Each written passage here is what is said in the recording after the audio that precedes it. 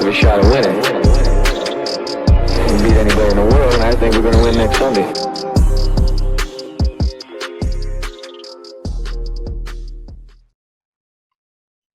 And welcome back to the New York Jets Atlantic Flight podcast. And it is Super Bowl Sunday. And as the Patriots and the Seahawks are thinking about finishing this season and lifting that Lombardi trophy, the Jets are still putting together coaching staff and looking towards next season. And to discuss all of this this week, we've got Andrew and Andy, only his mum calls him Andrew, and Ryan. How you doing, guys? All good, thank you, mate. Yeah, looking forward to the Super Bowl tonight and seeing the Patriots lose.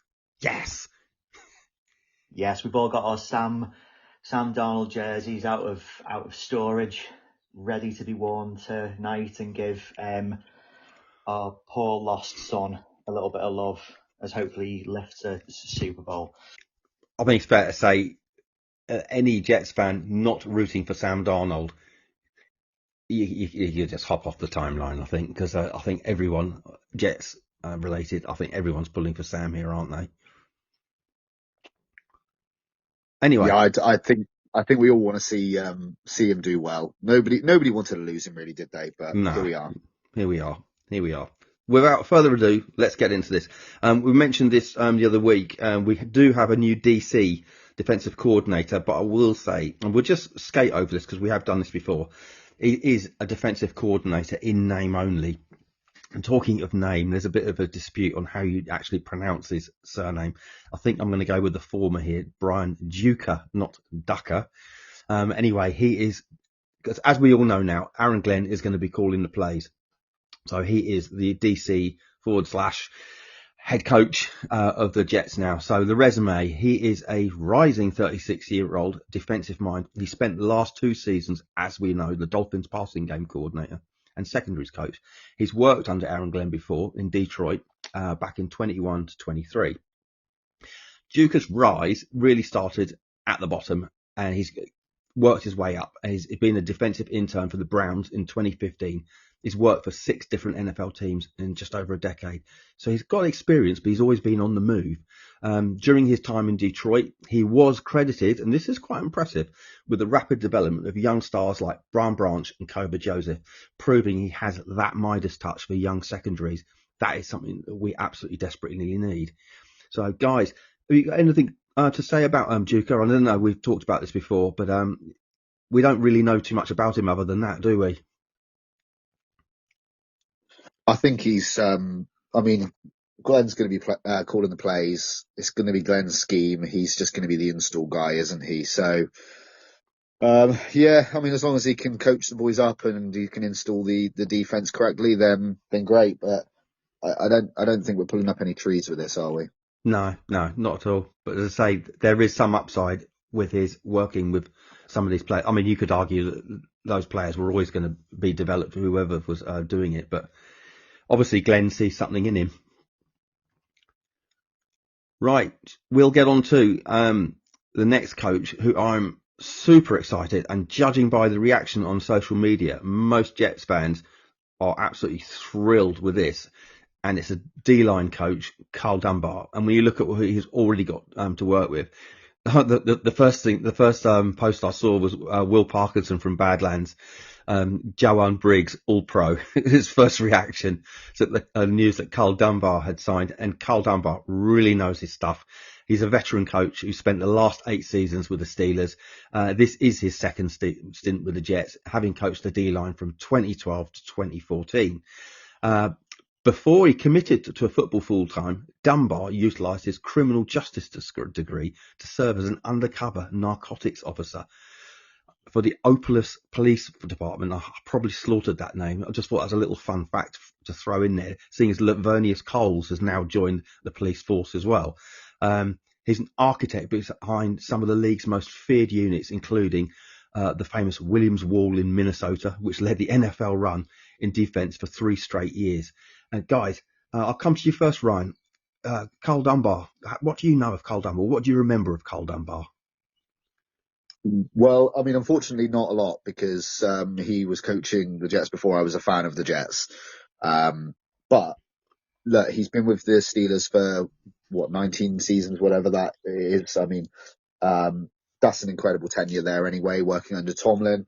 I think this is a really strong hire. From what I'm seeing around the league is that people are talking him up. He's done a very good job. There's no doubt that defensive front from the Steelers has been something to be reckoned with for several years, and he's done a great job there. You've had players emerge from there like Cam Hayward, T.J. Watt, Hightower there as well, and I think people put a lot of the credit on his shoulders. So if we can start getting the best out of, I mean, Harrison Phillips and Jawan Briggs have come in and done really well, but if we can see some of the other guys that have kind of been around the edges, maybe I don't really want to see the likes of a Kingsley Jonathan on the team anymore next year, but if we're going to see guys like that get elevated just through great coaching and great experience, then I'm all for it. And what a cool fact that he was a narc as well. Yeah. Love that.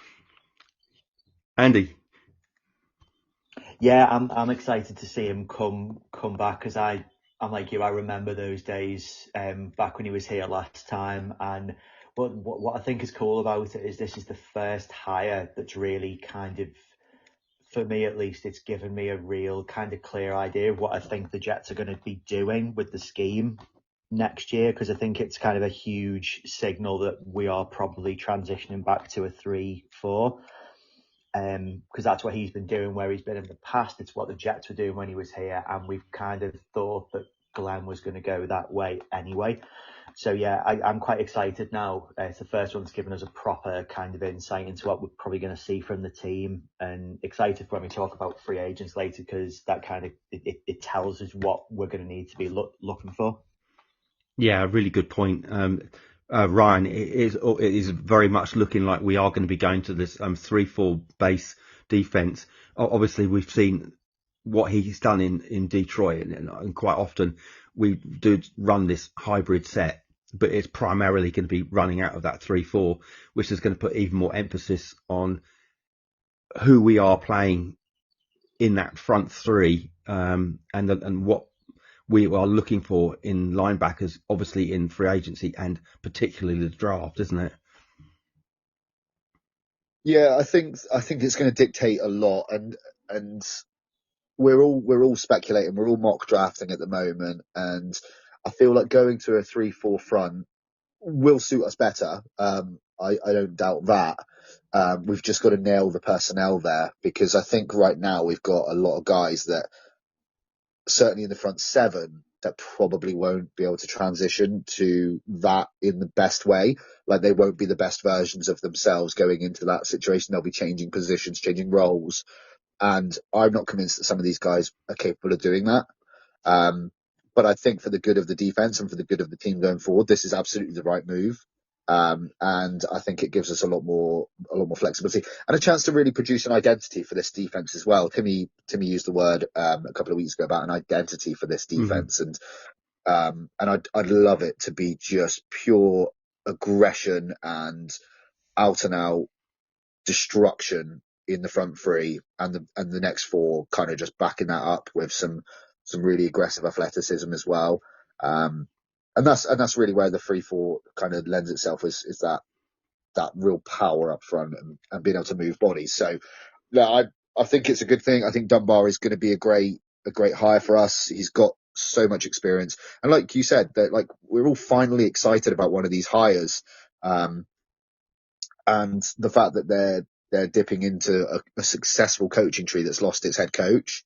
Regardless of if I know there's not a lot of Tomlin disciples that have gone on and been head coaches elsewhere and stuff, but that doesn't mean they can't be fantastic at the very role that they perform. Like, not everybody is wanting or even destined to become a head coach eventually. Some people, do you know what? If I'm going to be the best defensive line coach in the world, why would I not be the best defensive line coach in the world rather than be an OK DC or something like that? I think there's something to be said about people that are actually just quite happy excelling and doing their job to the best possible way. And maybe that's what Dunbar is. I mean, he's been in this role for so long. Is he bothered about moving up to DC and head coach, or does he just want to work with these guys and do what he loves? Yeah, I totally agree. And I think, to be fair, I think he could. I think he could have pretty much chosen where, if there was obviously as a vacancy, he could have chosen where he wanted to play. Andy, we at one point we were rumored to have been rumored. It was a stronger rumor than that. We were in for Jimmy Leonard, and when you look at the kind of front three that they play, it's a similar kind of defense that Glenn's playing, and that they play the front three. But what I'm looking at, how Jimmy Leonard is going to be utilising that front three, they're more of a bigger defensive end that he uses is in a two set line or a three set line. Do you think that we are going to be doing the same thing, or do you think we're going to be going more heavy DT type in that 3-4, or are we going to play defensive end on the interior as well? I think it's a really good point, because like when you say stuff like 3-4, it sounds like it's a very catch-all term for a lot of weird things that go on at the moment. I think Leonard in particular, he does focus on those kind of three in the middle, and then a lot of kind of blitzing outside line backers who kind of back that up, whereas Glenn may lean more towards the 3-4 that has a kind of perennial fourth down lineman out there. So someone who spends a lot of time sort of basically playing like a fourth man on front, but then will drop back into coverage. And because everyone's kind of living in nickel at the moment as well, it almost becomes either a 3-3-5 or a 4-2-5 kind of mix, and that's probably more what I see us doing. And we'll get to it when we talk about free agency and stuff, but I did wonder when Glenn originally came in if that's the kind of role that we'd see Will McDonald try to morph into with the athleticism that he has got, and it allows him then to be on the field more than he would be in a 4-3 defense where he's only really a designated pass rusher type player. Does he have the ability to play that kind of more outside linebacker role? It's quite interesting, but that's what I see us doing. I see us living in more of a hybrid 3-4 system than just a plain 3-4 with blitzing linebackers. Yeah, I think it is quite exciting when you think about the options that we could be running here. Just before we move on, Ryan, have you got anything else to add to Andy's comments, or do you want to move on? No, I just add that I think that what Andy's saying is totally valid. I personally would like to see us go with three beautiful big bodies up front and just overpower the offensive lines. But I can see that Glenn is probably going to go the other way and want some real hybrid guys on the outside and those high blitz packages. Do you know what? I just want to see us have a bit of creativity on defense for a change, because last year we didn't seem to stunt, we didn't seem to fake, we didn't seem to really do anything to keep the offense guessing. So quietly optimistic at this stage about the defense. I just want to see some good players come in now. And it's not hard to make the defense better than it was last year, is it? And I think you're right. I think there is, I keep using this word, cautious optimism, but I think when it comes to the defense, we've got these coaches now in place. And obviously Glenn's now calling. The only caveat I will add is I'm not, and I know that it does work in some teams, but it never seems to work for us, where we have a guy calling either the offense or the defense that's also a head coach. So I'm not sure how that's going to translate for him being a good head coach, but it is what it is, and that's what we're running with this year. That's my only concern. I'm happy that Glenn's now running the defense.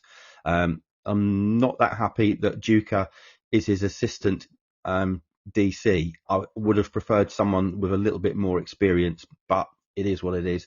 But we've now got Carl Dunbar in there as well, so that helps terrifically. But I think I'm cautiously optimistic that this defense is going to find its identity. Like Timmy says, that's what we need to do, and that's what we're going to run out.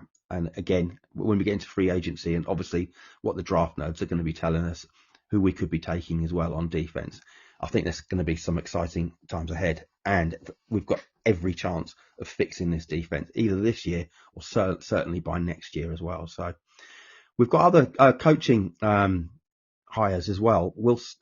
we'll start on the offense. Well, we'll go to the offense now because that's it for the defense. So we did hire a new tight ends coach, Alfredo Roberts.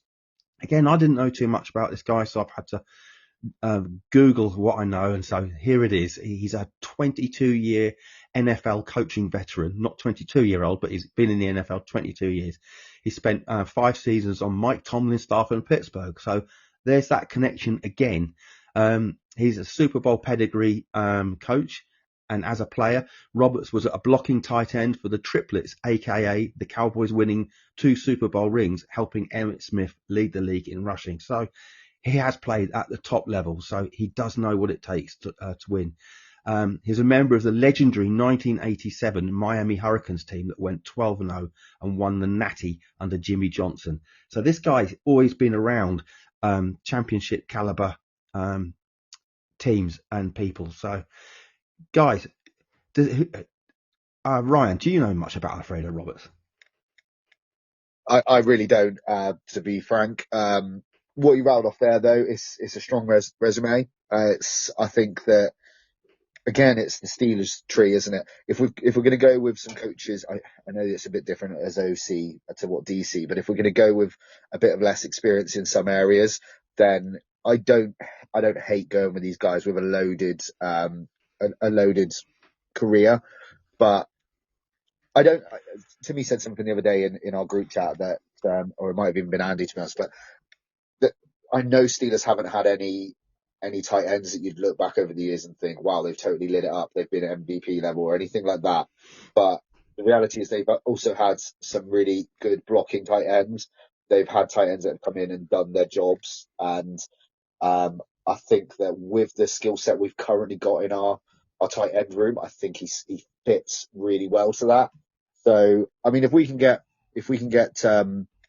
Mason Taylor operating like a better version of what Pat Freiermuth was at his best, and let's say we can get Jeremy Ruckert blocking better than he has just through the choice of coach, then it's positive, isn't it? It is. Andy, our blocking wasn't the best last year, was it? And I think it's fair to say, I think Jeremy Ruckert, he did finish fairly strongly, and obviously he's just been given that extension, and I think he actually earned that extension. There's a lot of people, including myself, at the beginning of the season last year were like, how is this guy sticking on the team? But to be fair, he's worked his way up. I don't know whether it's the introduction of Mason Taylor coming in that's kind of lifted him a little bit, i.e. either competition or he's seen something that Taylor's doing that he thought, I can do this a different way. Or it's been the coaching staff. We've got a different tight end coach in there now, so it's going to be interesting to see what happens. But how key is our blocking going to be for this next year? I think it all depends on what scheme we end up running. I suppose we'll get onto that in a little bit when we talk about the new OC. But assuming he kind of moves with the kind of offensive method in the NFL at the moment, and we did see us transition to more heavier sets at times last year under Engstrand, but he's a younger OC, so maybe he was just happy to move. We don't know what the new guy will be doing.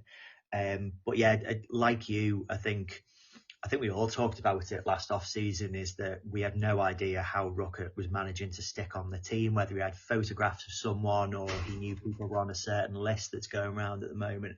But he did play a lot better last year. And on the Mason Taylor point, maybe it's just that he was put into a more, favourable role for him, kind of not being expected to be more of that kind of tight end one who's able to shift between playing in line and playing in the slot. And he's kind of just an inline guy now. Maybe that's just a much better fit for him. But we'll see how he does. The tight end coach isn't going to certainly have what he had at the Steelers, because he doesn't have a kind of quasi sixth offensive lineman like he had in Darnell Washington. But yeah, I'm interested to see how it all shakes out. Yeah, one guy I just want to bring in as well, as Ryan often points out, he was one of my favourite signings last year. He flew under the radar, and I think as a player, he still, to a degree, flies under the radar, and that's Andrew Beck. And I'm quite excited to see this tight end room this time next year and see what Alfredo Roberts can get out of these guys. I think it's fair to say that we'll probably be drafting another tight end as well. We do have a little bit of dead wood in that tight end room as well. So let's get on to the next coordinator. I am quietly pumped about this one. Before we get on to Frank Reich, we'll do this one. This was announced yesterday, so that was the 7th of February. That was yesterday, Saturday. That Seth Ryan, if that name rings a bell, it should do. He is going to be the new passing game coordinator. That is the only title he has, passing game coordinator. So there's no pressure on him other than getting this passing game situation.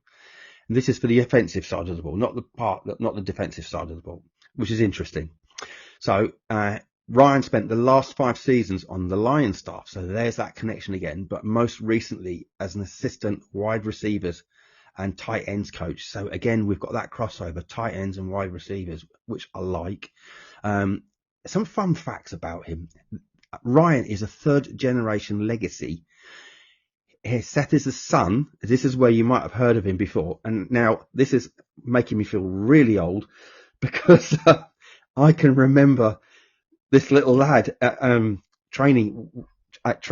summer training camp, running around in shorts and carrying a football that looked bigger than he did. But anyway, he is the son of Rex Ryan and the grandson of Buddy Ryan, who was also on the Jets. So between the 3 of them, they have now coached for the Jets in the 60s, the 70s, the noughties, the 10s, and now the 20s. Is there going to be a 30s? Most likely. Unlike the famous father and grandfather who were defensive masterminds, Seth is the first Ryan. This is where he's breaking tradition to go onto the offensive side of the ball. So I guess you could say he's the black sheep of the family. Before coaching, he was a wide receiver at Clemson and was part of the 2016 squad that defeated Alabama to win the national championship. Now, don't get too excited about that because he actually only caught 5 passes. And that wasn't in his first year. That was his actual career. So he was mainly used as a holder on kicking. But yeah, he still got that medal anyway. Gentlemen, I'm going to throw this out here because I know that Seth Ryan is probably before your time, Ryan. Is it yours as well, Andy?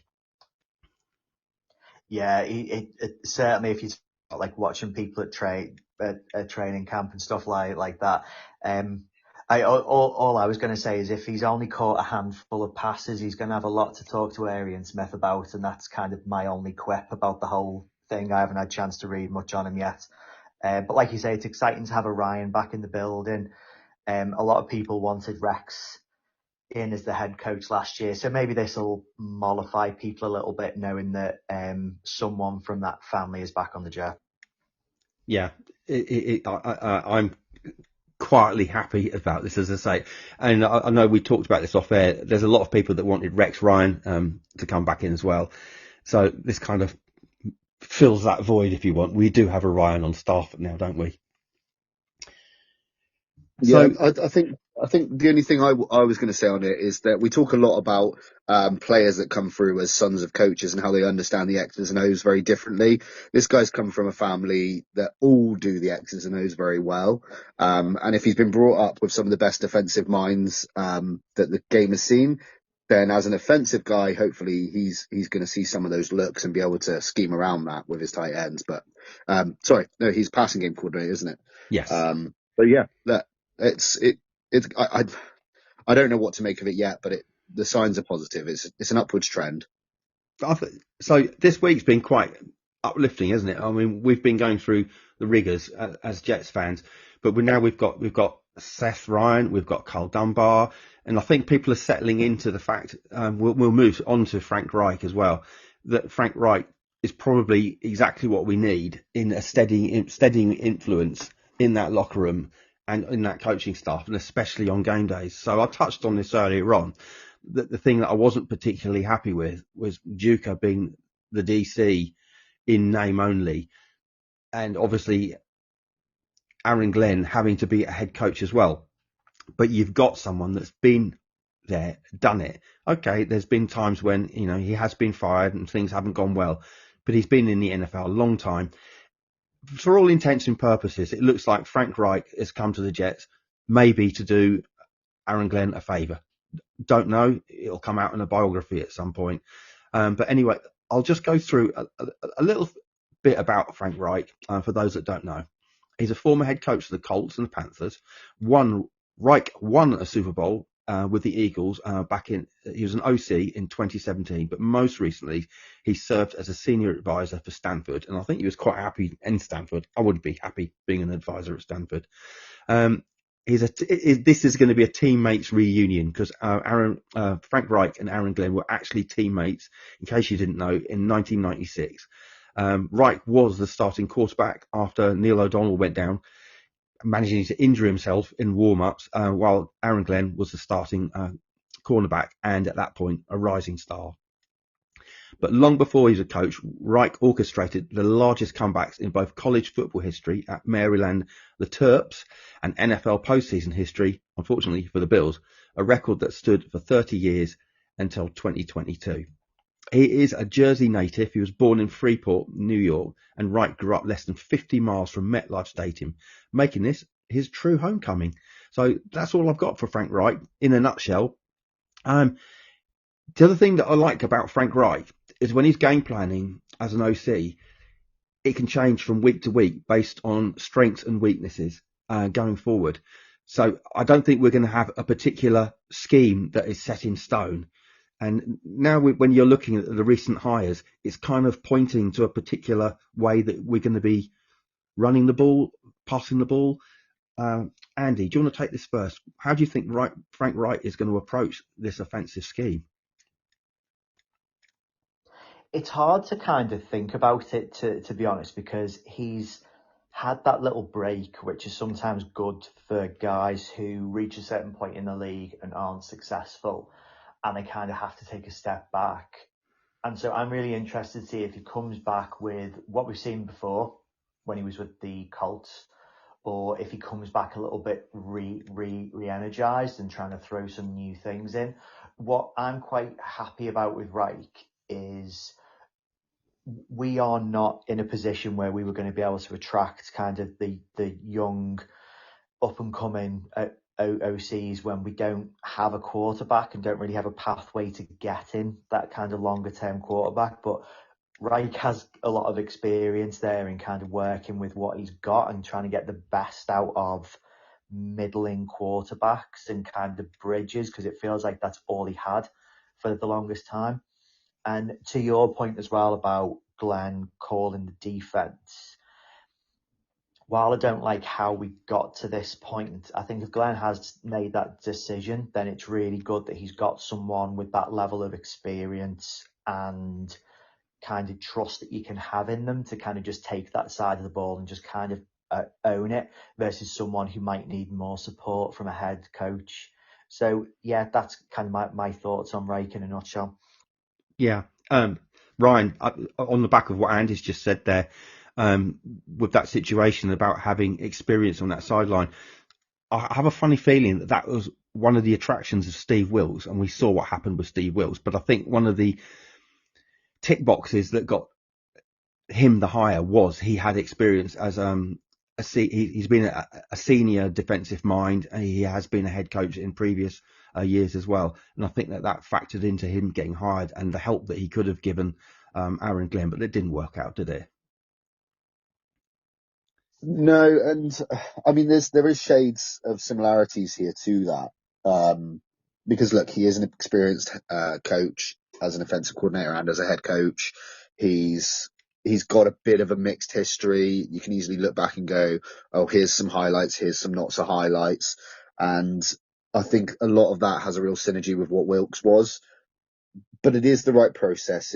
It's certainly the right move at this point. I think he was the best of a bad bunch after Tanner Engstrand. I think that was very much mishandled. But the way in which we've finished up and the situation we've ended up in could be a lot worse. And I think Reich's success will come down to picking the right quarterback, to be honest. We've got the O-line in place as long as we can extend or bring in a guard for next year. If we keep Brees, we've got a bell cow running back that we can use in different ways. We've also got the potential of Braylon Allen coming back, and Isaiah Davis has kind of come to the fore this time, this season as well. And look, we've got a couple of good tight ends and possibility to add more. I think the Stanford connection probably means that if we draft Sam Roush, there's probably good reason for it. If we don't, there's probably a very good reason we didn't, because obviously Frank Reich's been up close with that Stanford team this year. I think it's a good sign that Andrew Luck wanted him brought into the Stanford situation, because Andrew Luck is the GM over there. So his experience with Frank Reich as a coach was obviously impressive enough that he wanted him in the building at Stanford, despite the fact that the way Andrew Luck's career went in comparison to kind of the expectations. He obviously respects Reich and what he does. So I think these are really positive nods. It's just that history is a bit checkered. And when you look at the quarterbacks that he has coached, there are some great quarterbacks. He has coached Peyton Manning. He's coached Phillip Rivers, Carson Wentz, and Nick Foles. He went to the Super Bowl and won it with them. He's had Andrew Luck under his tutelage, and Jacoby Brissett, Matt Ryan as well. So look, these are fantastic quarterbacks. But then if you look at the more recent history, it's great to look at Bryce Young in that he looks a better quarterback now, but his time under Frank Reich really didn't look good. And I'm still confident that Bryce Young is not a top level NFL quarterback. He'll probably, from my opinion, languish in that 25 to 32 range for the entirety of his career.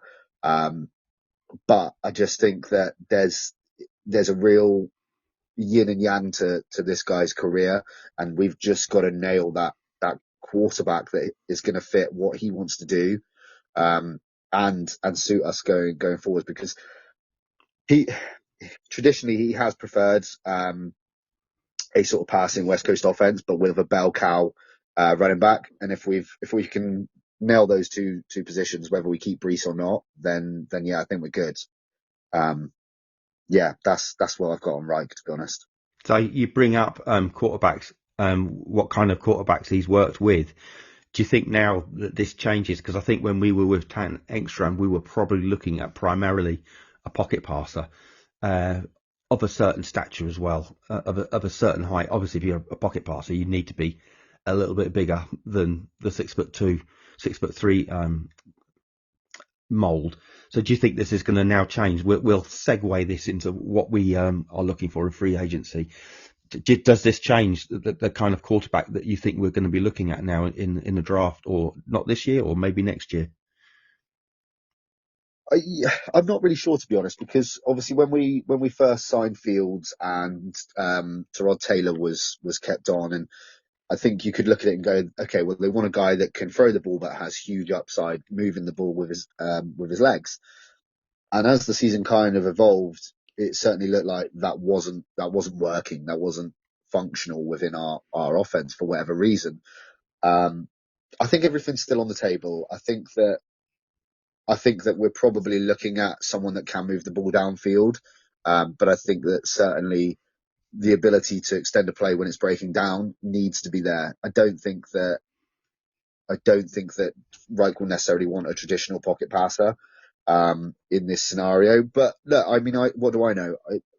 I think everything's on the table right now purely because the market is so cornered right now. I've listed 12 quarterbacks that aren't going to be in this draft, that will be either tradable or free agency, that may do a job, but none of them would I look at and say that's our future fixed. Mm-hmm. Andy. So sorry, carry on, Ron.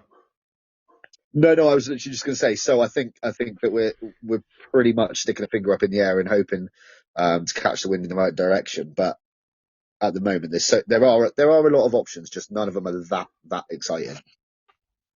Yeah, same question to you, Andy. Do you think that Frank Reich is going to be looking for a particular kind of quarterback? And as Ryan has just pointed out, he's just mentioned some name there in free agency at quarterback. Is there any which way that you would like to go, both in a bridge quarterback or a starting quarterback in this year's draft?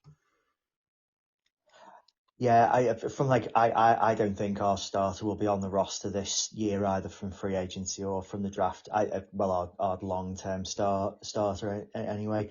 It's reignited my kind of long running wish to see Jacoby Brissett in a Jets jersey.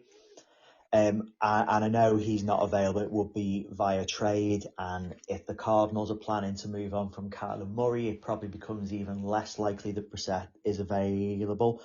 But I would like to see him come for a variety of reasons. One is that we just seem to collect journeyman backup quarterbacks, and it feels like he's the one missing from the collection at the moment. But I also think he's quite a plus backup, and we can have a decent season. And I know Reich has familiarity with Brissett as well. So if Muji can make that happen, that's probably my best case scenario from a non-draft point of view, with pairing someone up with Reich. I would think that Jacoby Brissett is actually looking for the door handle as we're talking. They've just got a new OC over in Arizona. Can't believe this guy's actually got work again, but it's Nathaniel Hackett. How is this happening? God, I'm bringing this up. So he's actually OC for new head coach, another ex-Jet, Mike LaFleur. He's now head coach at Arizona as well. So yeah, I don't know. I think personally that Kyler Murray will probably stay at Arizona. And if that's the case, does Brissett want to be a backup, or would he prefer at least a year, or I say a year, at least the first half of the season, being a starter for the Jets? Ryan, what do you think? So I'm gonna go on a bit of a tangent, as you've just mentioned about Arizona. I'm gonna throw out a bit of a wild hot take here. I think that Brissett and Murray both leave Arizona. Ooh. And I can see that the situation in Arizona this coming season being Aaron Rodgers as starter and Malik Willis as a 1-year backup before stepping into the starter role. Wow. All the pieces fit for that. And they're in the best position cap-wise, despite Kyler Murray. If they can shift off some of that Kyler Murray cap to somebody else, they won't be able to shift all of it, but if they can shift some of it, then they're actually in quite a strong position to move for Willis. And depending on how much Aaron Rodgers likes Hackett, how much of a pay cut he'll take for a final year, could be interesting. But does he see Steelers as being the safer bet with McCarthy there? Anyway, that's a tangent. That is interesting. I've never even crossed my mind. Hackett going there, paving the way for Rodgers to go back there again. Andy, do you not think that Rodgers would be better off staying in Pittsburgh? Obviously, McCartney, through his family connections, is a big Steelers fan. So I think it's going to be, I don't know if it's going to be a last hurrah for McCartney, but that would be getting the band back together again, wouldn't it? Rodgers and McCartney. Yeah, I just think it's probably unlikely, given that we're a Jets podcast, but I think, Ryan, best hope there's no Cardinals fans listening to this, because they'll be after you. That's like the most horrific outcome I can possibly I'll fight the imagine. pair of them. Yeah. Yeah. Will you wish this on your worst enemy? Yeah. I think that there's a chance that Rodgers hangs around in Pittsburgh for another year. Like you say, be back with McCarthy. But yeah, I just think, I can see them starting completely afresh in Arizona either way, whether it's that outcome or they just decide to clean house a little bit, because they're kind of like us, but in a worse situation from like an O-line point of view. So they've got some more building to do there. But yeah. So why are we talking about all of these other teams? Well, you might ask yourself, well, it is all relevant because we are in the market, as usual, for a quarterback. Ryan, you've got a list of free agent quarterbacks or possible trades that could be of interest. Yeah, so I'll start off with the free agency section. And I'll start with Kirk Cousins. I know he's not a free agent, but all the signs are pointing to him being cut ahead of this year. Now, Kirk Cousins is going into his second year removed from his ACL injury, which is normally the good part, where they do improve, which we have. I don't know if we've really seen that with Aaron Rodgers after his injury. He had a bad year with us, and he's had a slightly better bad year with the Steelers. Some of these measurements may or may not be right on these, but I'm going to rattle them off anyway. We're looking at 6'3", 205, and he's 14 years in the NFL. If they do cut him, according to Over the Cap, he's looking at getting around 9 to 10 average per year. 9 to 10 million average per year. As a bridge, he's probably looking at 1 or 2 years with us. I'm slightly above lukewarm on Kirk Cousins, which is quite a good position to be in given this market. I don't know how you guys feel about him. Do you want me to just rattle through a bunch and we can kind of pick apart the ones you like? Yeah, sure. Okay, so that's Kirk Cousins. Marcus Mariota, 32, 6'2", 222 pounds, 11 years in the NFL. He's more likely looking at a 2-year deal, and looking at about 8 to 9 average per year. He's just earned 8 million last year. He is aging. He's not a starter for most teams, but he would be a starter for us, unfortunately. Joe Flacco, 41 years old now, but can still sling it. 6'6", 245 pounds. Total of 18 years currently in the NFL. You're looking at a 1-year deal with him, though, maybe 5 million. Malik Willis, with 26 years old, 6'1", 225 pounds, 4 years currently in the NFL, just coming to the end of his rookie deal, following getting picked up in the 3rd round by the Titans. I think he's going to command 2 or 3 years and averaging somewhere between 15 and 18 million a year. Us, the Raiders, and maybe Arizona can afford that right now, depending on cap moves. And then Sam Howell, who I have been beating the drum for a while, cheapest option here of the free agents, 25 years old, 6'1", 220 pounds, 4 years in the NFL, was a 5th round pick, way back in 2022. You're probably looking at a 1 or 2 year deal, and we're not talking about, a lot of money. He's currently on 1 million this year, so maybe 2-3 million across 2 years. Yeah, do you know what? I pulled up some quarterbacks as well. Sam Howell, was, as you've just done as well, was my last mention on here. Quite intriguing. His 2025 stats are I think they're worth bringing up. Served primarily as a backup. Career stats: 4,700 yards and 22 touchdowns. It's not shabby, is it? Because he's predominantly been a backup nearly all of his career.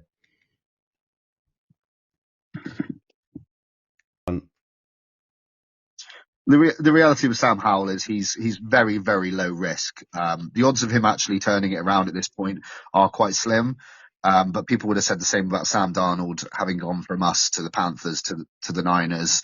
And then we saw the difference when he was in Minnesota. So the chances are slim that that's going to turn things around with Sam Howell, but he's got the yardage. He can throw the ball. It's just decision making. Has he learned anything from that? I don't know. Where are you at with that, Andy? I think if you told me that Howell was going to be one of 2 people that we brought in free agency, so like I say, let's say we bring in a Kirk Cousins or a Marcus Mariota or whatever it is to be the de facto starter, but likelihood of injury and all the rest of it, you need someone else. I can see Howell being a backup. The only thing I really remember from watching that year of Howell is that he was the only quarterback that Kayvon Thibodeau seemed to be able to sack. I think Thibodeau sacked him like 7 times or something like that, and really padded out his stats. But yeah, I wouldn't be averse to it. Just mostly because the options are so poor, more than anything else. I certainly wouldn't want to see Howell start. Oh, that was it. I thought you were going to say start week 1, but yeah, look, I'm okay. A similar situation to you there, Andy. I'd like a de facto starter, whether that's a Mariota or a Kirk Cousins or one of the list of my tradable ones. But yeah, I think for the price of him, to have him on the bench and step in if you need it, I'd be way more comfortable with that than some of the options we rolled out the last few years. Are we looking at Daniel Jones as an option? I'd be surprised if we do, just because of the performances that he had will have boosted his money so high. The injury will dip it a bit, but the Colts will be so desperate to keep hold of him that I'd be amazed if he does hit free agency. And that injury would worry me as a Jets fan too. We've had too many issues like that. I think we're going to see a lot of mediocre quarterbacks that wouldn't ordinarily get a contract get signed to teams that we're not expecting. The problem is, again, I touched on this a couple of podcasts ago, there seems to be a lack of even mid quarterbacks in this league now. There is a massive shortfall of quarterbacks. So 2027 is going to be a huge injection of decent quarterbacks coming into the league and not before time, as we're seeing in this year's draft. We've got basically one viable starter in the entire draft, which is just unheard of. Ryan, before we get back to Andy on this one, who are the quarterbacks that you think that isn't going to cost too much and we could get a decent trade, a quarterback in to act as a bridge? I'll start with Brissett because I think that there should at least be a phone call made. It's going to be hard to know what's going on with Arizona just yet, but I think there's a call to be made, and I think you can probably get a deal done for a 4th round pick. His cap hit for 2026 is only 9 million, so we can afford to sort of take that on whilst we're still paying Aaron Rodgers and Justin Fields, even with a post-June designation for Fields. So that's a nice option. Then you can look at, say, a Tanner McKee. I don't know really what he's going to cost you because his draft capital wasn't particularly high, but his age works in favour. He's 25 years old, 6'6", 231. Gino's been sort of talked about, but his cap hits are crazy. You're looking at 26.5 mil cap hit 2026 and a 39.5 million cap hit in 2027. I just don't see us making that trade because I think Raiders have got too many holes to swallow too much of that cap. Jarrett Stidham is another one to consider out of the Broncos. It's just whether they'd be willing to part with someone with that familiarity with Bo Nix's injury now. So I think that prior to Bo Nix's injury probably would have been an option, but not so much now. And then the last two, one that I basically got shocked on Twitter for suggesting about 4 months ago, was Will Levis, 26 years old, 6'4", 229 pounds, 10 3/4 inch hands. Look, we've seen some great things from Will Levis in his time, and we've seen some of the most boneheaded stuff ever. The guy has got the weirdest highlight reel from like the generational run of stupid stuff he did, as well as some of the most incredible bombs he threw downfield. So I feel like he fits the Jets mold. Absolute jet. 2026, his cap hit would only be 3 million as well. But he was picked in the 2nd round, so he's not got a 5th-year option. And my final one before I throw it over to you guys to discuss which you'd like, is Drew Lock, Seattle Seahawks backup to Sam Darnold, 29 years old, coming up 30 later this year, 6'4", 228 pounds, 7 years of the NFL. He's been a Seahawk, he's been a Bronco, he's been a Giant.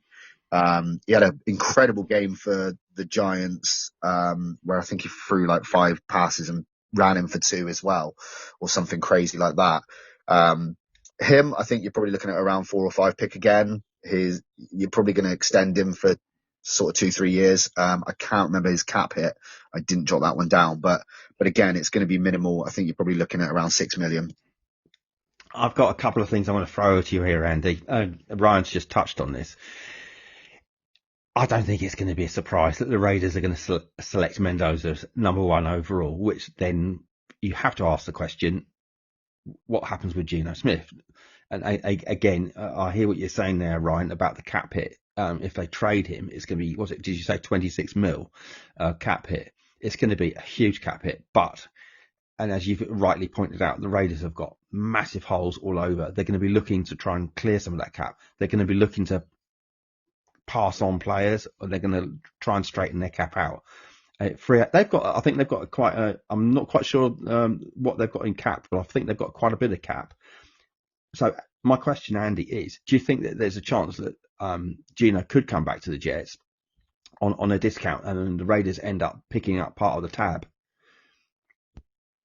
It all really depends, because I think Crosby's future is a little bit up in the air at the moment. He could be that kind of guy that they move out to kind of get some capital in to draft kind of those players of the future, because they're Crosby's an incredible player. And I think that will determine a lot of Geno, because at the moment, I think if they wanted someone to take Geno and the cap hit, you're probably looking at giving someone picks in order to take Geno and the cap.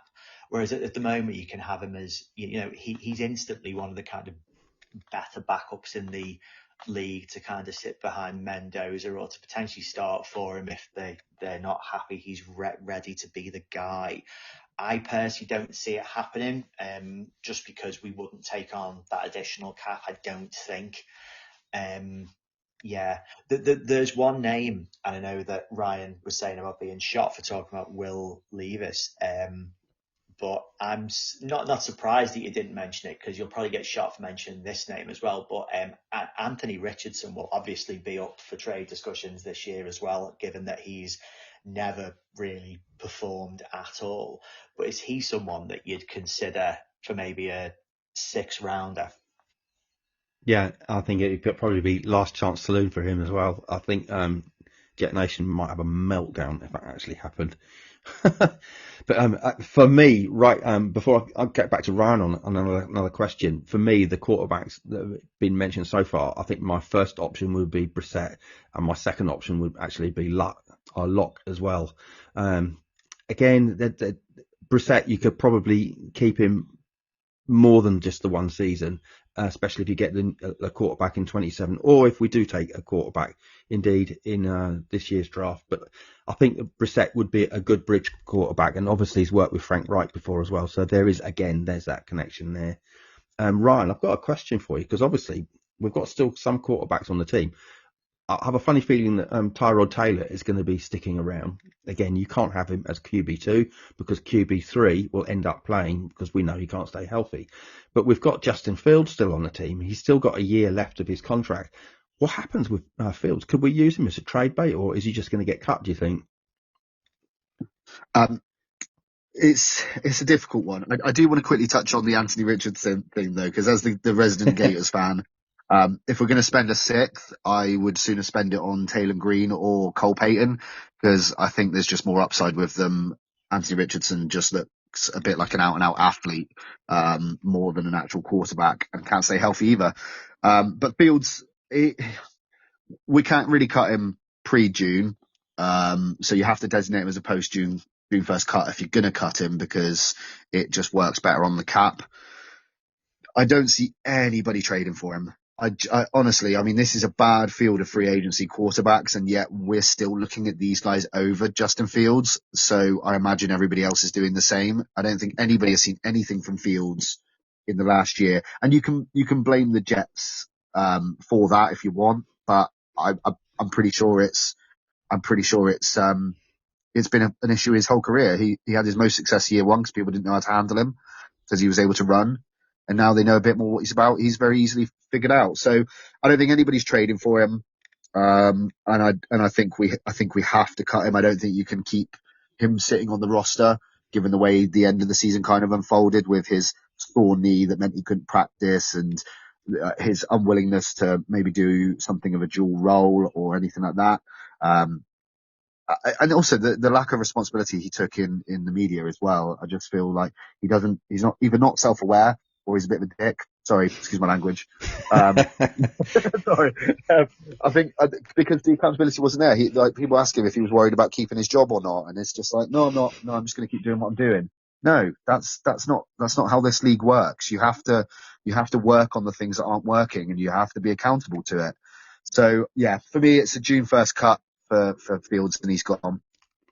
Same to you, Andy. Do you think that Fields is going to get cut, or do you think you could see someone reaching out again? I will mention again that there are a number of quarterback-less teams and you know what these egos, these offensive coordinators and these head coaches have got. Everyone thinks that they can fix the unfixable. Zach Wilson is still in the league, for example. Can you see that happening? I thought Zach was just in charge of the Miami Dolphins Instagram account, to be honest with you.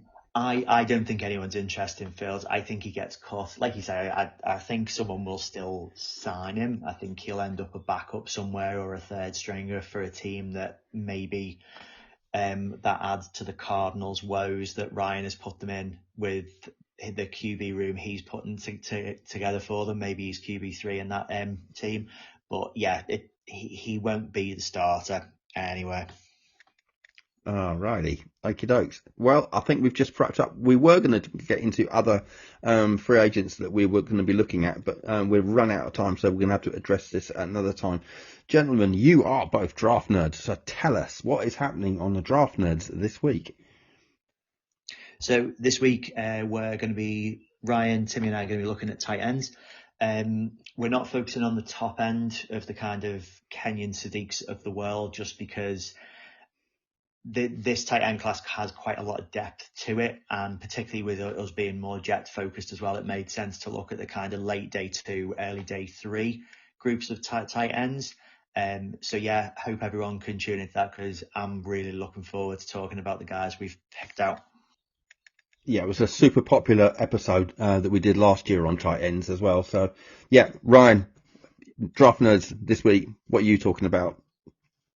Yeah, I mean, Andy's picked tight ends as the position group, which, as he said, is really exciting. I love watching the tight ends anyway, so this is great for me. We've each picked a player to cover. I think we're only going to do 3 players this week, but I watched a bit of additional tape on my guy last night, and do you know what, the university he's out of, the more I watch of this team, the more I like of some of their guys on both sides of the ball. So yeah, really excited for this one. Not going to spoil too much, but definitely tune in next week for that, because it's going to be a really good chat. Yeah, keep an eye out for that, everybody. It'll be dropping sometime next week. So yeah, always worth a good listen. Very entertaining. Gentlemen, as we said at the beginning of this podcast, it is Super Bowl weekend. Let's have some predictions and tell us what you're up to. Andy, go first.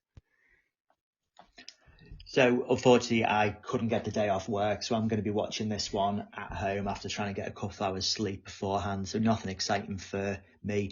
I am excited to throw on the Sam Darnold jersey and support the Seahawks, though, because I do think this is going to be a bit of a walk in the park for them, provided Nicky Iamamori plays. I think you can tell from some of the stories that are coming out about what Vrabel is doing with the Patriots in the practices, that he's very much looking for any advantage he can get within the margins.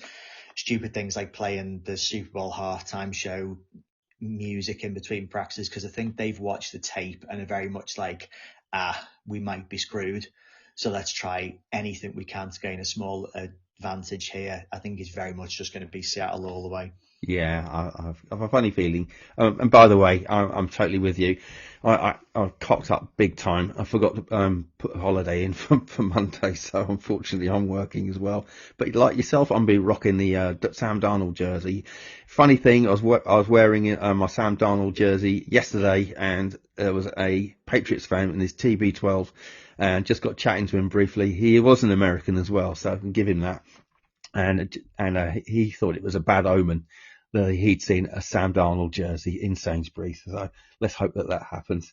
What are you doing there, Ryan? Are you watching it? You staying up? Yeah, I'll be up for it. I've managed to take a day off tomorrow. So yeah, I'm excited for it tonight. Yeah, I think hopefully a Seahawks win. I can see Nick Emenwari getting MVP, to be honest. I know it normally goes to the offensive side of the ball, but I think there could be a bit of a war of attrition tonight. But I think Seahawks will come out on top. Well, I hope they do anyway. I can't deal with the Patriots. It's bad enough listening to them crow all season. When they had that really tough time, didn't they, after being so dominant of about 2 years of misery. So yeah, look, it's not nice being a Jets fan with the Patriots getting to the Super Bowl again. And if Seahawks win, we get the narrative of we ruined Sam Darnold and he went on and we shouldn't have let him go. So it's lose-lose for us as Jets fans in a way. But yes, the Seahawks win, Nick Emenwari MVP, and Kenneth Walker signs off his Seahawks career and becomes a free agent and goes to the Jets next year. I'm going 21-17 Seahawks. What are your predictions, guys? I haven't had a predictions from you. I think that it's going to be 26-14. A little bit wider margin. I'm going to go 35-15. Ooh, there's some points going up there, guys. Right. Well, we've all got Seahawks winning, which means the Patriots are going to somehow spawn their way into winning it again. But yeah, I think you're right. I think the Patriots are like 2-1 to win the Super Bowl, which is like quite long odds for a Super Bowl. Normally it's 10-11 on, isn't it? Both teams. But that's going to be interesting. Fingers crossed for Sam and the Seahawks. As I say, we're all de facto Seahawks fans, I think, tonight. Timmy couldn't make it. He is off, and a shout out to his dad. It's his dad's birthday, so shout out to Mr. Murphy Senior. Have a good birthday. I mentioned Seth Ryan earlier on. I will put a link up. There's a good piece on the Detroit Football Network site that I will link up. And thanks for listening, everybody. Thank you, Andy. Thank you, Ryan. And let's do this again. It's been fun time chatting all things Jets. As always, go Jets. Y'all know what to say. On 3. 1, 2, 3.